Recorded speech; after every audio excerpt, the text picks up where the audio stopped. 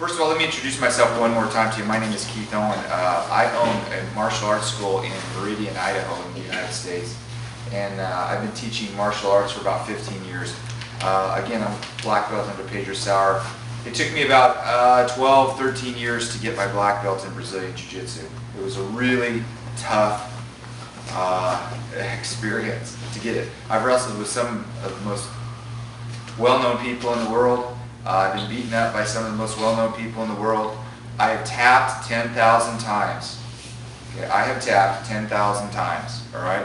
That is the quota that you need to get to become a black belt in Brazilian Jiu-Jitsu. So don't think that it's about tapping other people. It's about getting tapped 10,000 times. Why, you ask, in your mind right now? I'll tell you in a second. What I want to go on and say, I have two other black belts besides my Brazilian Jiu-Jitsu black belt. I have a black belt in Tai Kung Fu, it's called. It's kind of a Kempo martial art. I'm a 4th degree black belt in that. And then I have a black sash in Wu Wei Kung Fu. I'm a student of my instructor, Joe Cowles, who was a student of Bruce Lee's at one time. Joe lived in Seattle, was a postman in Seattle, and in the early 1960s was walking down the street and he saw this flyer for Kung Fu. He didn't know what it was.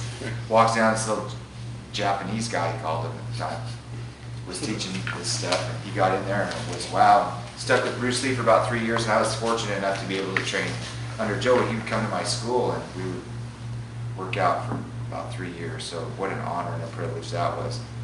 I teach at the Idaho Police Academy too. All the police officers in the state of Idaho where I reside come through me as far as ground fighting, arrest techniques, firearms training.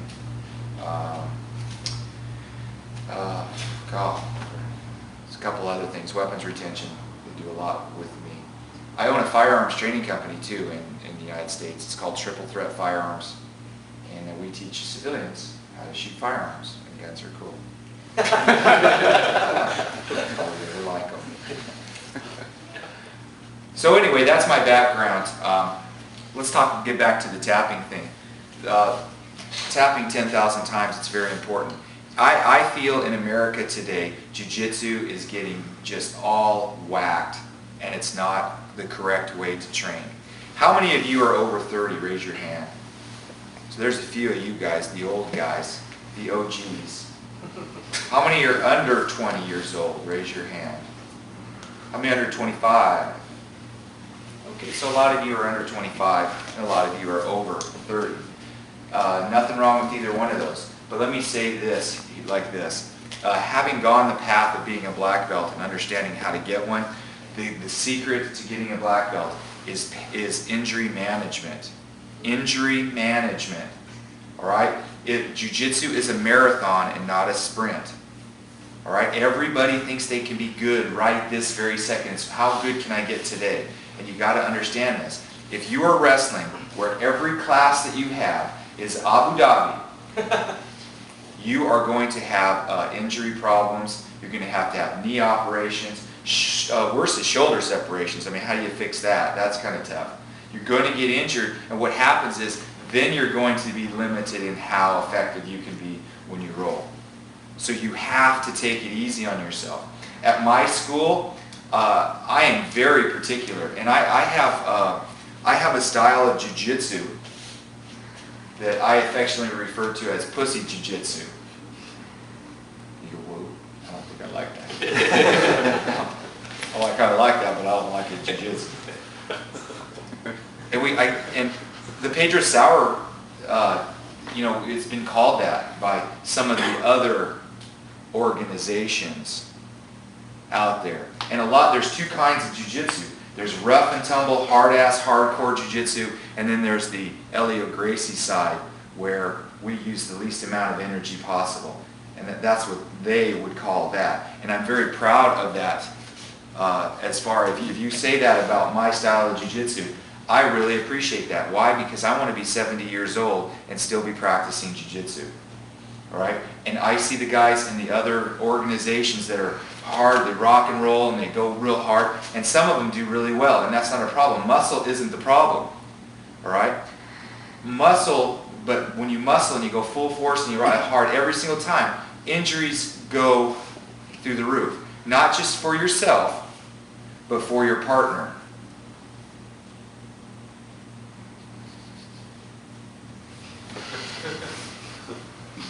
What? Not just for, you see what I'm saying? Your partner gets his teeth knocked out, gets whacked. Okay? We got to take it easy on our partner, guys. I mean, we need to have, if I were wrestling with you, we got to have an open agreement that I'm taking care of you and you're taking care of me. And we're rolling, and we're trying to tap each other out. But it's not under any circumstances. It's not under any circumstances. My goal is to get the technique down. I have something at my school I call the 3 T's. Okay? All right? Three T's that I need you to become. Technical, tough, and technical. The 3 T's. That's what I say to my students. I want you to be technical, tough, and technical. What does tough mean, first of all? Tough means, wow, I get whacked, or I get a guy crushing my face, or I'm on the bottom and getting real hammered on. I'm still going to keep going, and I'm not going to give up. I get put in a choke. I am going to wait till the very last comfortable minute before I tap. I get put in an arm bar. I am going to totally try to get out of that arm bar until I feel that I am one step from getting hurt. I want to be one step before getting hurt, not getting hurt and tapping. You see what I mean? I want to be one step before. The reason is this. Do you want your arm dislocated? If you dislocate your arm, how long are you out of training? You're out of training for, I don't know, a week, a month, 6 months. If you bust a knee, anybody bust a knee before? How long were you out of training? How long were you out of whatever you were doing? 6 months, 7 months. 6, 7 months of your life is completely gone. Would you have given that back, like to have that knee back so that you could train for 6, 7 months, right? How far would you be along if that way, if you got it in training? You might have got it somewhere else, but wouldn't you trade that back, right, for your training? So like I said, injury management is hugely important when we're doing this. So we got to really watch out, all right? But everybody thinks it's about tapping everybody. Right? It's not about tapping everybody. Your job is about getting better in jiu-jitsu. And you get better by being able to move your hips. But to move your hips, you can't be like this. So many guys are wrestling like this and they're super tense, well, my hips don't move now. And what I want to do is I be moving my hips. That's why we relax, so that our hips can move, so that we can mount on somebody, so we can do whatever we want. But so many people, they get on top, or they get on the bottom, and they freeze, and they're just like, they're holding their breath. You got to be relaxed, right? You got to be relaxed. You got to be focused. You can't be scared. You got to be having fun. If we were playing around, how many have kids here? Oh my gosh. If you had kids and you're wrestling, are you kicking your son's ass? It's like, oh, come on, knee mount, huh? What are you going to do now? No, you're going playing with them, right? Flipping them, flopping them, right? Well, that's the attitude we need to have in jiu-jitsu when you come to class, man. If you have that attitude, I'm going to play. And everybody at my school has the attitude of we're going to play, we're going to get better, but we're playing around. We're playing. This is joy. It's not work. And when you have the attitude of play, then you want to come to class.